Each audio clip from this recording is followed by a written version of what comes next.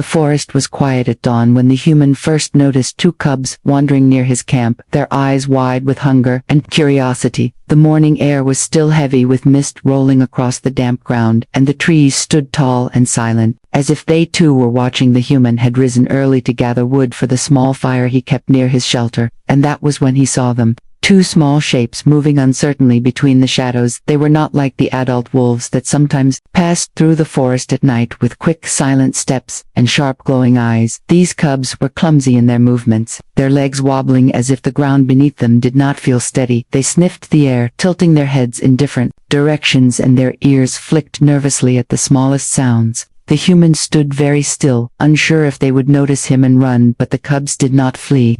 Instead, they stared back with a strange mixture of fear and hope. The human thought of how wild creatures usually behaved whenever they caught his scent. Deer would bound away without a glance, birds would scatter into the sky, rabbits would vanish into burrows, but these cubs stayed. They were too young to know the dangers of men, or perhaps too hungry to care. Their ribs showed faintly beneath their fur, and their steps were slow as if weakness pulled them down. The human felt a stirring of sympathy inside his chest, though he knew it was dangerous to interfere. For a long moment there was no sound except for the gentle crackle of his dying fire, and the soft whimpering breaths of the cubs.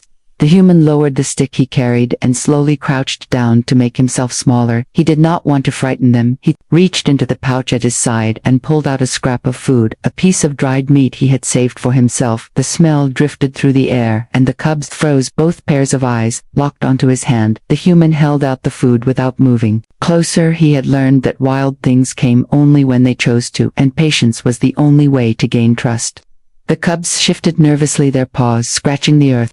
One of them nudged the other forward as if urging its sibling to take the risk. The smaller cub trembled and then took a step, then another, until it stood just at the edge of the clearing. The human kept his hand steady. The cub leaned forward, stretching its neck, and at last snatched the meat in a quick motion. Its teeth barely brushed the human's skin before it darted back, chewing frantically. The second cub whined softly, pacing before it too crept forward and repeated the action. When both had eaten, they licked their lips and looked at the human. Again, not with fear this time, but with expectation. The human realized that something had begun in that quiet dawn, something delicate and fragile that might grow into trust, yet might also bring danger. For in the deep forest, bonds between man and beasts were not easily forgotten, and never without consequence. Unlike the wary adults, the cubs did not run. They lingered, watching as the human set down scraps of food, their noses twitching.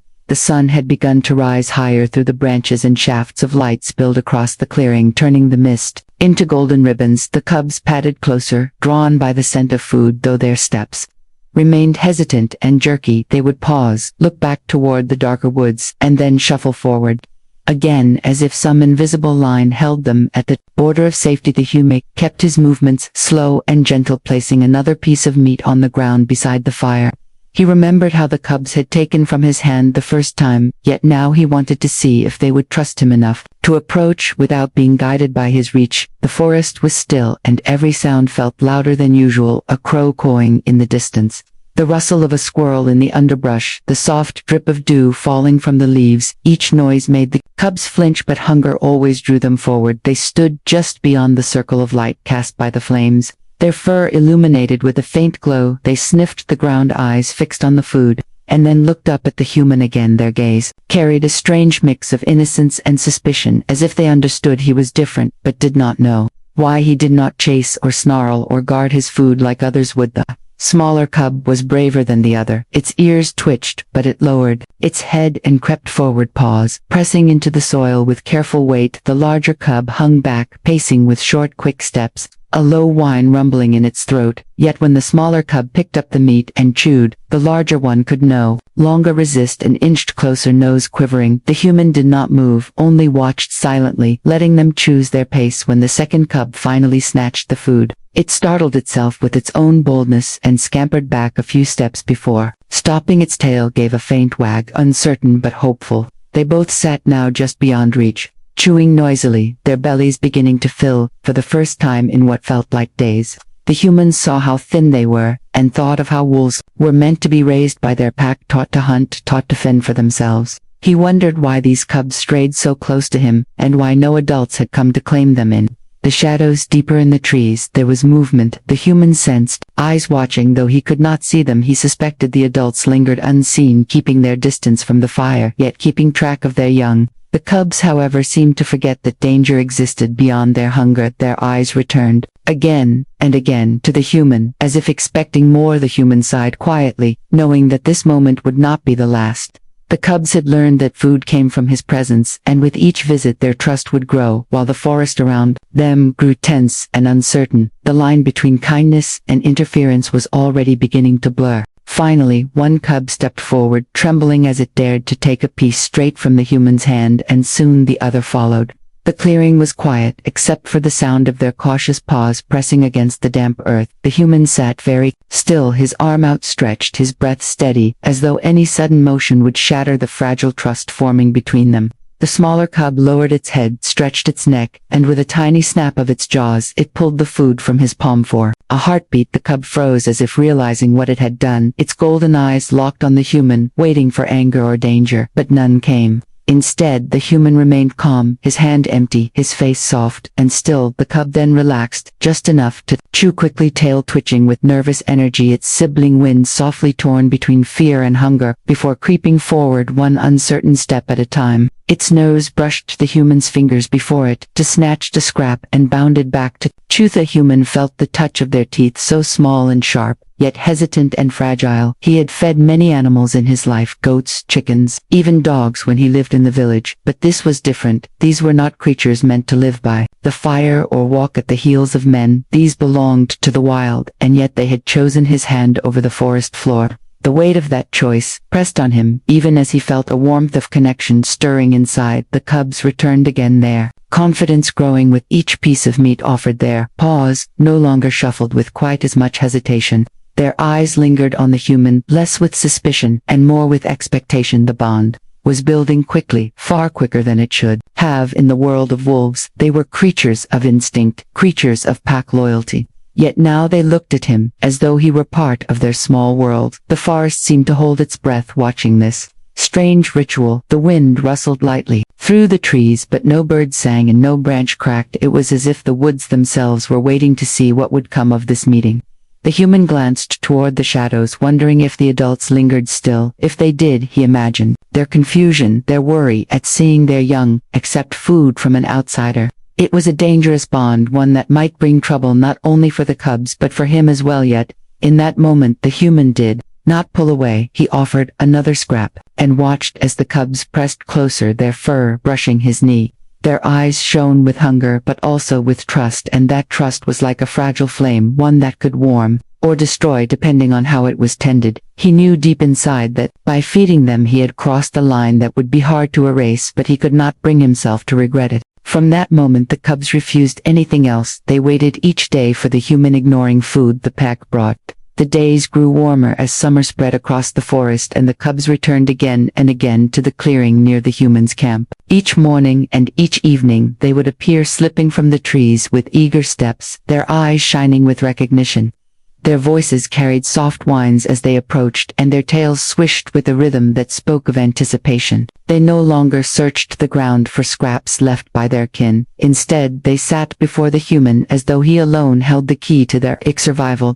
The human noticed the change with a mix of wonder and unease. He would set down his small fire and gather what food he could spare, sometimes dried meat, sometimes a scrap of bread, sometimes a piece of cooked fish. The cubs always accepted with excitement, pressing close, their bodies warm against his legs, and their noses nudging his hands. The trust between them grew so quickly that it began to feel natural, as if they had always belonged together. Yet, in the back of his mind, he knew this bond was dangerous. The pack, meanwhile, began to suffer confusion. The adults hunted tirelessly and brought back fresh kills, yet the cubs turned away from the offered meat. They sniffed it, they nudged it, but they did not eat. They waited instead, their gaze shifting toward the edge of the forest where the scent of the human lingered. The mothers growled low, and the fathers barked sharply, urging the cubs to obey, but the young ones refused. Hunger twisted in their bellies, but still, they would not take from their kin. This strange behavior did not go unnoticed. The wolves moved restlessly at night, circling the clearing where the humans slept. Their eyes glowed like burning coals in the dark, their paws silent on the soil. They did not attack, for something in their instinct held them back. Perhaps it was the recognition that this human had not harmed their young, or perhaps it was a growing confusion over why the cubs showed such loyalty to him.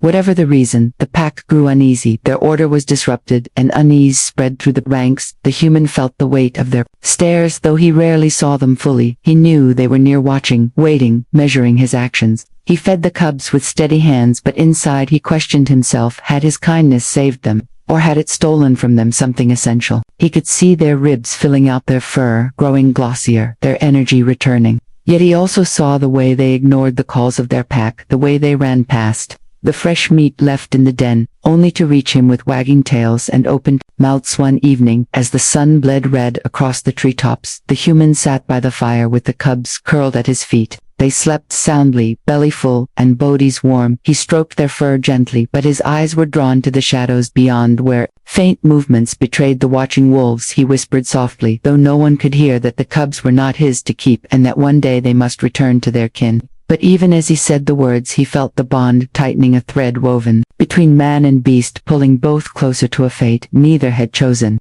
The adult wolves prowled in the shadows, uneasy that their young no longer listened to instinct and no longer trusted their own kind. At first they only lingered at a distance, eyes glowing faintly in the moonlight as they watched the cubs dart between the trees, toward the humans' camp. The pack leader stood tall and silent, his ears pricked forward and his tail stiff with authority. The mothers wind softly pacing back and forth, their instincts torn between relief that the cubs were fed, and anger that they were fed by hands not their own. Night after night, the pack grew more restless. Their hunting grounds grew quiet, as their focus shifted to the strange bond forming at the edge of their territory. They scented the air and found the smell of man mixed with the scent of their cubs clinging too strongly. It was unnatural, and it unsettled them deeply. For wolves' survival depended on unity, on trust within the pack, and here was trust being offered elsewhere to an outsider who did not belong. The cubs, meanwhile, seemed oblivious to the turmoil. They tumbled through the grass each day, playful and eager, waiting only for the human to appear. Their cries grew louder when he delayed, and they pawed at the ground anxiously until he finally returned with food. Their joy was pure, but it carried the sound of betrayal into the ears of their kin. The pack watched, unable to understand why the cubs ignored the fresh kills laid before them, why they turned their noses away from the blood and warmth of real prey. The human felt the tension rising, though no wolf had yet shown open aggression. He sensed their eyes upon him whenever he stepped outside his shelter. The forest itself seemed charged with unease, and the silence between the trees felt heavier than before. Sometimes, when he walked to gather wood, he would glimpse a shape in the corner of his vision. A flash of fur disappearing behind the undergrowth. The wolves were there, always near, never attacking but never leaving. He worried for the cubs, though he tried to push the fear aside. He told himself that feeding them was only temporary, that soon they would return to their own. Yet each day when they bounded toward him, tails high and bodies wagging, he could not turn them away. He reached down, gave them food, and felt their trust grow deeper, even as he knew the pack's distrust was growing strong. One evening, as twilight settled, the pack drew closer than ever before. Their bodies moved silently through the underbrush, their eyes gleaming from the shadows. The human sat by his fire, the cubs pressed against his side, chewing noisily. The adult wolves did not step into the light, but their presence was heavy and sharp, like the weight of a storm before it breaks. The human lifted his gaze to the tree line, and felt a chill, despite the warmth of the flames. He knew a choice was coming soon, and the forest would not allow him to ignore it much longer. The pack gathered near the clearing, some pacing, some whining, their golden eyes fixed on the strange bond growing before them. The night air was heavy with the scent of pine and smoke from the human's fire. The wolves lingered in a semicircle around the open space, their bodies low, their ears pressed back, their tails twitching with unease. They did not rush forward, but their restlessness filled the clearing with a tension sharper than teeth. The cubs played at the edge of the flames, their small bodies tumbling over one another, as if the world held no danger. Their whines rose into the night, innocent and trusting, as they leaped back to the human whenever he reached out with scraps of food. Their loyalty was clear, and it stung the pack like a wound. The mothers pawed the ground, their voices carrying low, mournful whimpers, as though begging the cubs to return. The fathers growled softly, throats rumbling with warning, yet they too hesitated, unwilling to break the invisible line between forest and fire. The human sat still, aware of every set of eyes watching him. He felt the weight of their stares, as heavy as the stones beneath him. The fire crackled, sending sparks into the sky, but it did nothing to ease the cold, not forming in his chest. He had not meant to draw the cubs so close, he had only wanted to ease their hunger.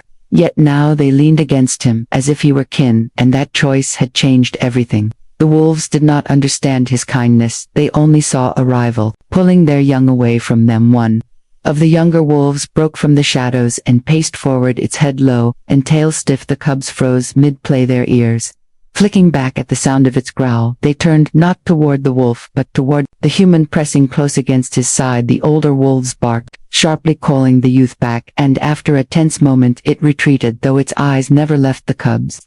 The human exhaled slowly, knowing how close the moment had come to something dangerous. The pack did not leave, they circled instead, restless and silent, their bodies weaving in and out of the trees. The sound of their claws scraping the soil echoed faintly in the still air. The cubs whimpered at times, but always relaxed again when the human offered a hand or a scrap of food. This cycle repeated, the wolves pacing, the cubs pressing closer. The human, torn between guilt and instinct. Hours passed and the night deepened. The fire dimmed to glowing embers, casting long shadows across the ground. The wolves remained, their golden eyes gleaming from the darkness like stars caught low among the trees. The human understood, they were waiting. They would not vanish into the forest as they once had. They would stay until the balance was restored, until the cubs returned, or until something gave way. The cubs, however, curled beside him and slept, their small breaths steady and warm, as though no danger existed at all.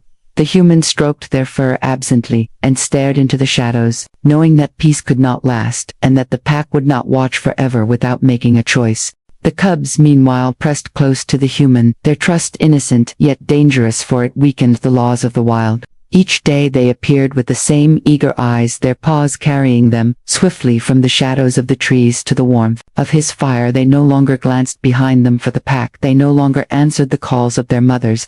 They came only to him, as though he were the center of their small universe. The human felt their weight against his legs, their fur brushing his hands as they begged for food or comfort. Their cries were soft and pleading, their tails wagging with blind devotion. He gave them scraps, though he always hesitated, his heart torn between joy at their trust and fear of what it meant. He knew the wolves in the darkness saw everything, he could sense their anger rising like a storm ready to break, yet he could not push the cubs away. When they leaned into him, so full of life and need, the forest grew quieter. As the days passed, it was not the natural silence of dawn or dusk, but a heavy, watchful stillness. The birds flew wider circles around the clearing, the deer kept 2 distant meadows. The wolves had claimed this place as their ground, and nothing dared to disturb it. The human understood that he had been allowed here, not by choice of his own, but by tolerance from the pack, and that tolerance was thinning at night. The cubs curled against him, their bodies warm, their breaths soft against his side. He would stare into the embers and wonder how such fragile creatures could hold such power over him. They had bound him to them in ways he had not expected.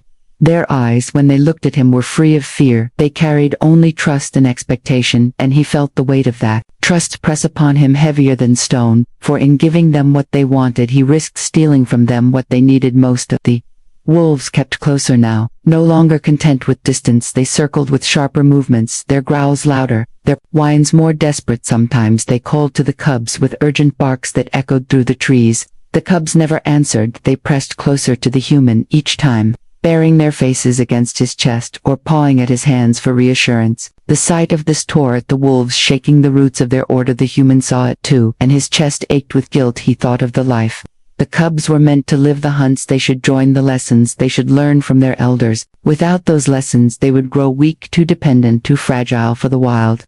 He knew his kindness was slowly breaking them, and yet his heart resisted letting them go.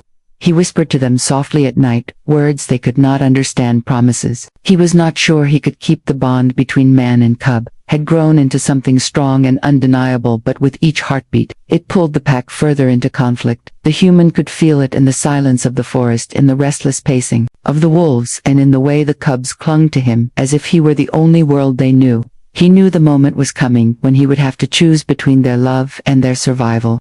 The human began to worry, realizing that his kindness might doom them if they never learned to live as wolves among wolves. He saw how the cubs waited for him every day, and how their cries grew sharper when he was late. He saw how they ignored the calls of their mothers, how they turned away from the fresh meat brought by their kin. Their dependence was no longer a small thing. It was growing stronger each moment, pulling them further from the life they were meant to live. At night, when the cubs lay curled against him, he stared into the fire and thought of what would happen if he kept feeding them. He imagined them growing older, yet still looking to him for every meal.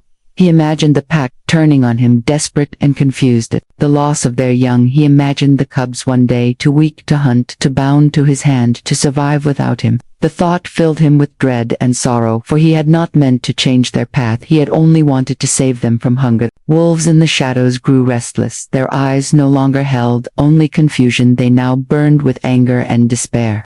The mothers barked and howled, their voices filled with pleading that shook the night air. The fathers growled with warning, their teeth bared whenever the human moved too far from his fire. The pack no longer saw him as a harmless stranger, but as something pulling their young away from them. Their unity was fraying, and he knew he was the cause. One evening, the human did not bring food. He sat instead with empty hands while the cubs pressed against him, whining and pawing at his clothes. Their small teeth nipped at his fingers, their eyes wide with need. He stroked their fur gently, but did not feed them. The cubs grew restless, circling him, yelping louder as the hours passed. He turned his face away, unable to meet their gaze, for his heart ached with guilt.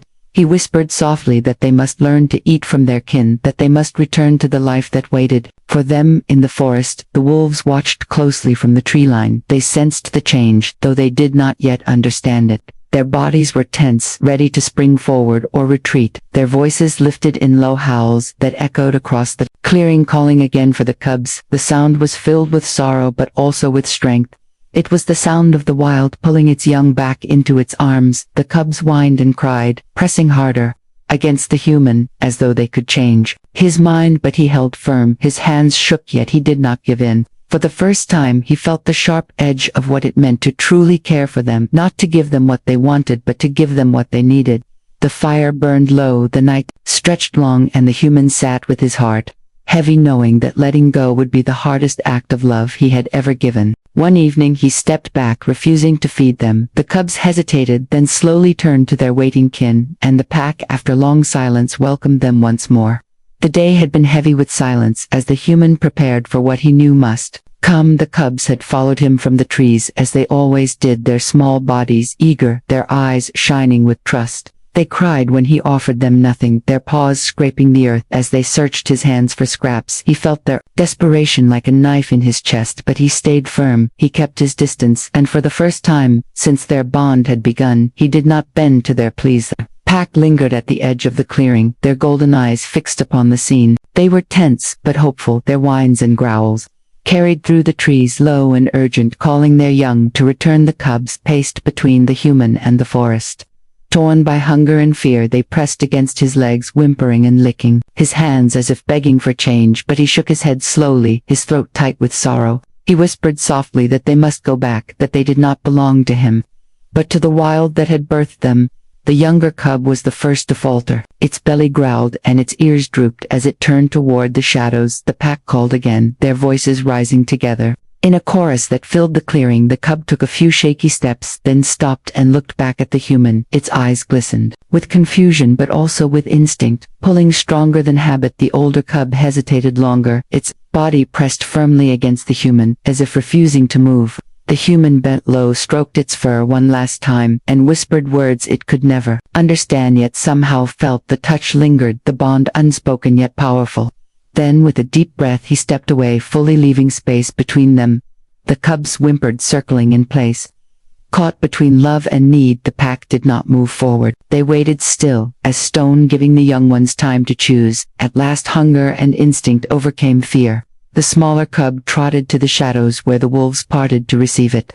The larger one followed, slowly pausing again to glance back. The human stood tall, though his heart ached. He gave no signal, no call, no gesture. Only silence and stillness, and in that silence the cub finally turned and ran to its kin. The pack closed around them at once, touching noses, sniffing, nuzzling with anxious relief. Their whines filled the clearing, not of anger now but of joy. The cubs licked the muzzles of their mothers, their small tails wagging as they were folded back into the circle of fur and warmth. The wolves lifted their heads together and howled, a long rising cry that echoed through the forest, carrying pride and belonging through the night. The human listened, with tears burning in his eyes. He felt emptiness at his side where the cubs had once pressed, but he also felt peace. The balance of the wild had been restored. The cubs would live as wolves, not as dependents on a man by a fire.